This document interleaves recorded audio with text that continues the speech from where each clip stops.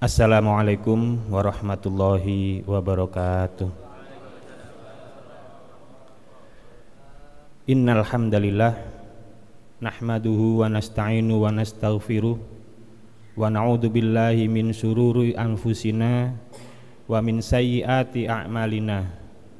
May yahdihillahu fala mudhillalah wa may yudlilhu fala hadiyalah. Asyhadu an la ilaha illallah wahdahu la syarikalah wa asyhadu anna Muhammadan abduhu wa rasuluh la nabiyya ba'da.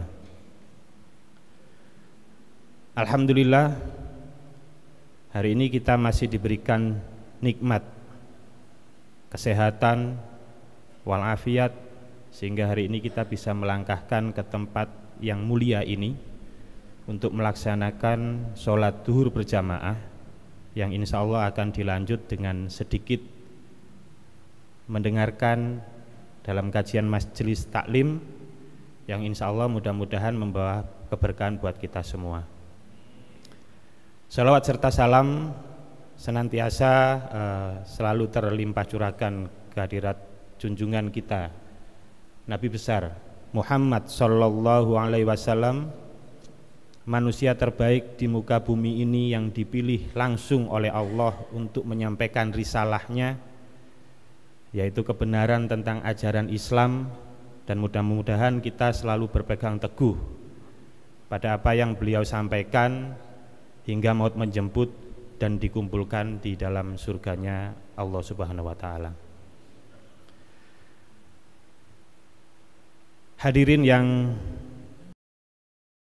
mendapatkan rahmat dari Allah Subhanahu wa ta'ala, Ali bin Abi Thalib radhiyallahu anhu adalah salah satu sahabat yang dijamin masuk surga, salah satu dari 10 yang dalam hadis disebutkan bahwa jaminannya adalah surga. Artinya dalam diri setiap sahabat ini mempunyai keistimewaan sampai Rasulullah menjamin, ya, sebelum meninggalnya ada jaminan surga untuk mereka. Sebagaimana yang kita ketahui, masing-masing sahabat ini mempunyai kelebihan, keistimewaan. Kalau ngomong keimanan nggak ada ukurannya, ya. Tapi masing-masing punya hal yang menonjol, ya. Ali bin Abi Thalib terkenal dengan sebutan singanya Allah, ya. Salah satu sahabat yang berperang dalam perang Badar melawan kafir Quraisy, ya, bersama Hamzah, ya, yang mempunyai pedang dengan bermata dua. Selain keberanian beliau juga terkenal orang yang sangat cerdas, pemuda yang sangat cerdas, yang pernah suatu ketika pada saat kekhalifahan Umar bin Khattab ada 4 cendekiawan Yahudi yang bertanya kepada Umar, dan apabila Umar tidak bisa menjawab, maka taruhannya adalah kebenaran Islam diragukan, bahwa Islam bukanlah agama yang turun dari Allah, karena 4 pertanyaan ini tidak bisa dijawab. Pada saat ditanya, Umar bin Khattab mengakui bahwa tidak mampu menjawab pertanyaan yang cukup sulit tersebut. Tetapi pada saat itu Salman Al-Farisi memanggil Ali bin Abi Thalib yang terkenal dengan kecerdasannya, dan semuanya terjawab dengan baik. Artinya Yahudi tersebut mengakui bahwa Islam ini adalah agama yang diturunkan langsung dari Allah. Nah, Ali bin Abi Thalib sangat terkenal dengan kecerdasannya dan seringkali dimintain nasihat. Hari ini saya akan menyampaikan 5 hal yang pernah dinasehatkan oleh Ali bin Abi Thalib terkait kelemahan ataupun kesolehan. Apabila dalam diri seseorang tidak mendapati 5 unsur ini, maka insya Allah dalam dirinya termasuk orang-orang yang soleh. Soleh itu artinya selalu taat kepada perintah Allah, ya, menjauhi semua larang-larangannya, Derajat selanjutnya adalah muslih. Muslih ini adalah bukan hanya kita taat beribadah, rajin ke majelis taklim, sering berzikir, sering tadarus, tapi derajatnya meningkat, bermanfaat untuk orang lain, bermanfaat untuk sekitarnya. Apa 5 nasihat tersebut yang disampaikan oleh Ali bin Abi Thalib? Yang pertama adalah apabila di dalam diri kita terdapat hal senang dengan kebodohan, ya, qanaah bil jahl, senang dengan kebodohan. Lawan kata dari kebodohan atau jahil ini adalah al-ilmu. Ahli ilmu. Kalau kita mengenal yang namanya Abu Jahal. Abu Jahal ini bukan orang yang bodoh, karena nama aslinya adalah Abu Hakam. Tetapi Allah memberikan julukan spesial karena berhari-hari mendengarkan ayat-ayat Al-Quran, tetapi beliau tidak mengimani apa yang disampaikan oleh Rasulullah. Nah, di antara kita seringkali pada saat mendapati anak-anak kita kurang pintar dalam ilmu matematika, tidak bisa ngomong bahasa Inggris, ya, nggak ngerti ilmu-ilmu umum, ya. Seringkali kita sangat semangat untuk memberikan les yang mungkin nilainya ataupun nominal yang kita keluarkan tidak sedikit. Tetapi pada saat mendapati kenyataan bahwa anak-anak kita baca Al-Qur'annya masih belepotan, kita tidak merasa bahwa itu adalah sebuah bentuk kerugian. Padahal tuntutan kita supaya tidak bodoh dalam ilmu adalah utamanya ilmu agama. Bukan berarti ilmu umum tidak penting, tetapi kalau ilmu agamanya tidak lebih baik daripada ilmu umumnya, maka bisa jadi di dalam diri kita ada unsur senang dengan kebodohan, karena kita tidak memerangi kebodohan tersebut. Yang kedua nasihatnya adalah tamak. Tamak ini lawan katanya qanaah. Mengumpulkan banyak harta tanpa memperdulikan halal dan haramnya.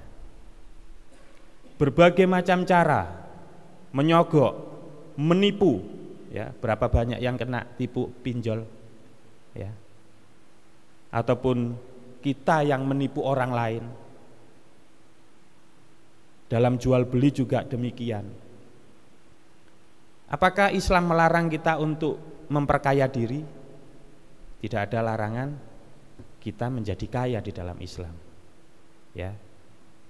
Dalam 10 sahabat yang dijamin masuk surga, Utsman bin Affan, hotelnya hari ini di Madinah masih berdiri kokoh. Abu Bakar, kalau bersedekah nggak ada hitungannya, ya. Abdurrahman bin Auf datang ke Madinah dalam kondisi hanya mengenakan pakaian yang ada di tubuh, dan oleh sahabat Ansor diberikan setengah kekayaannya, tapi dia memilih ditunjukkan sebuah pasar. Dan dalam waktu yang cukup singkat beliau menjadi kaya raya, tapi kaya rayanya untuk kemanfaatan orang lain, ya, membantu orang lain, perang dan lain sebagainya. Nomor 3, kikir, berlawanan dengan tamak. Jadi kikirnya ini lebih ke arah tamak tadi. Punya harta banyak, tapi tangannya sangat erat memegang harta tersebut, ya. Jangan dikira orang-orang yang sedang nelpon kita butuh bantuan itu tidak digerakkan hatinya oleh Allah. Bisa jadi itu adalah ujian buat kita, apakah kita mau mengulurkan tangan kita. Dan seringkali Ya, bahkan tidak jarang kikir ini bukan hanya kepada keluarga, bukan hanya kepada orang lain, bahkan kepada dirinya sendiri pun bisa jadi kikir. Rasulullah hidup dalam kondisi yang sangat sederhana. Ya, rumah Rasulullah itu tidak lebih dari 2 kali rumah petak. Ya, yang di Madinah. Apakah beliau orang yang miskin? Bukan. Kalau memberikan sedekah nggak tanggung-tanggung, bahkan kepada orang Yahudi pun memberikan sedekahnya nggak ukuran. Kalau kurban bisa ratusan ekor, tapi memilih hidup sederhana. Bisa jadi saya makan tempe, teman saya makan tempe, sama-sama makan tempe, tapi yang satu makan tempe karena kesederhanaannya, yang satu makan tempe karena kemiskinannya. Jadi sederhana adalah pilihan hidup, miskin keadaan hidup. Berbeda. Boleh nggak kita hidup sederhana? Boleh, tapi sebagian hartanya dipakai untuk jalan Allah. Itu yang imbang. Hidup sederhana nggak ada masalah, supaya kita bisa merasakan bagaimana orang lain kehidupannya. Nasihat yang selanjutnya, riya dalam beramal. Jangan dikira bahwa riya ini hanya kalau kita memberikan sesuatu donasi ke masjid terus kemudian orang lain memuji. Tapi nggak mau memberikan sesuatu ke masjid karena takut dipuji orang, itu pun riya. Wah, saya nggak mau nyumbang masjid, nanti dibilang orang yang dermawan. Loh, itu juga termasuk riya. Ya, hari ini saya nggak mau ikut taklim, ntar dibilang orang rajin taklim. Lah, itu pun riya. Ya, ciri-cirinya riya paling gampang kalau nggak ada orang yang muji, nggak semangat. Sholat, kalau nggak ada yang ngajak, nggak berangkat. Ya, sedekah, kalau nggak diumumin, nggak nyumbang. Ya, itu adalah riya. Yang terakhir adalah bangga akan diri sendiri. Ya, jangan sampai kita merasa bahwa diri kita ini besar, sekaya apapun, sepandai apapun, ya, sekuasa apapun. Mau kita jadi presiden, ya, mau jadi pimpinan perusahaan, ya, mau jadi pengusaha dan lain sebagainya. Jangan pernah merasa bahwa kalau nggak ada saya, masyarakat di sini misalkan, kalau nggak ada saya, masjid ini nggak akan jadi seperti ini.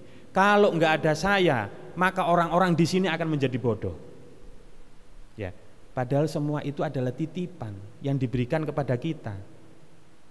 Kepintaran kita ini titipan, harta kita titipan, jabatan kita titipan. Apakah kita mampu dengan baik, ya, memanfaatkan titipan ini untuk menuju jalan kita ke surga? Itu kuncinya. Ya, mudah-mudahan 10 hari terakhir di bulan Ramadan ini, seperti yang disampaikan oleh Rasulullah, kita mampu mengencangkan ikat pinggang kita. Ya, artinya bukan sabuknya terus kemudian dikencengin, Pak, ya, sarungnya diikat, bukan. Ya, tapi lebih tirakat kalau kata orang Jawa. Ya, lebih banyak berzikir, ya, lebih banyak tadarus, lebih banyak menghidupkan malam-malam terakhir, ya, sehingga kita pada saat di akhir Ramadan yang disampaikan menuju kemenangan, ya, bukan menang melawan puasanya, bukan bahagia karena nanti sudah tidak perlu lagi puasa, bukan senang gara-gara sudah tidak perlu lagi tarawih, bukan senang gara-gara tidak perlu lagi banyak-banyak tadarus, tapi senang karena mampu diberikan kesempatan untuk memanfaatkan Ramadan ini dengan baik. Sehingga janji Allah di dalam surat Al-Baqarah, kita menjadi la'alakum tatakun. Itu adalah kunci dari bulan Ramadan. Dan mudah-mudahan kita semua nanti dipertemukan kembali di bulan Ramadan yang akan datang dan memanfaatkan segala kesempatan yang ada ini dengan sebaik-baiknya. Dari saya cukup sekian. Wabillahi taufik wal hidayah. Wassalamualaikum warahmatullahi wabarakatuh.